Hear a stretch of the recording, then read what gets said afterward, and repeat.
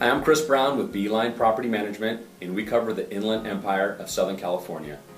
Today I'm going to be talking about tips on what to look for when buying investment properties. Some of the things that are going to be important, and this is going to be something you want to speak with your realtor, real estate professional, or an all-in-one company if they do all the services we do, to compare the home costs, what you're going to pay for the home, against what the rents in that area is going for. Again, on an earlier topic we spoke about setting the rent based on the mortgage amount, which is unrealistic because tenants don't care what you're paying for mortgage. They care what the market is charging for rents in comparable homes. So you really want to make sure, first of all, what are the rents that are coming in on these properties, and does it make it worth my while to spend the amount of money that's being requested for on this home. You also want to buy appropriate for the area. Where we cover Lake Elsinore, Murrieta, Temecula, for a few examples. We see a lot of families moving in these areas. So buying a one-bedroom home, which is rare but do exist out here, or even two-bedroom properties are a much more unsafe bet than buying a home that has 3 or 4 bedrooms.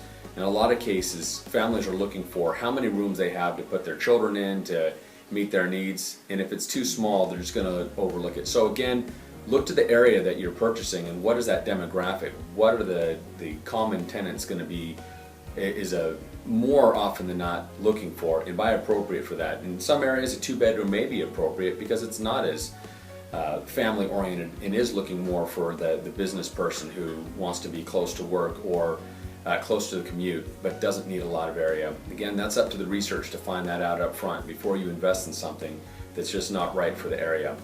Another big thing is the amenities. I can't tell you how many times I get an owner saying, but mine has granite, or I have upgraded this or upgraded that, so how much will that add to my rent?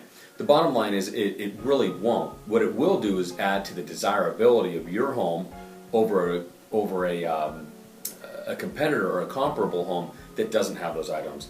And the argument on that is a buyer, when you sell this item, the new buyer is going to get some sort of value from it, not only for their own use, but when they turn around and buy it. And a renter's not. They're going to love to have stainless steel appliances. They're going to love to have granite countertops or any of the upgrades that make the home feel good to live in. But it's not going to bring them anything more when they move out than not having those items. So again, it's a desirability item that is good to look at. But don't look at things that cost so much money that will never give you a return on investment, that you're spending your money unnecessarily to attract a tenant that's not going to really make a return on it. Another common one that I'll touch on before we end is swimming pools. Swimming pools, depending on where you're at and depending on the time of the year, will bring a premium over a rent on a home that doesn't have the pool.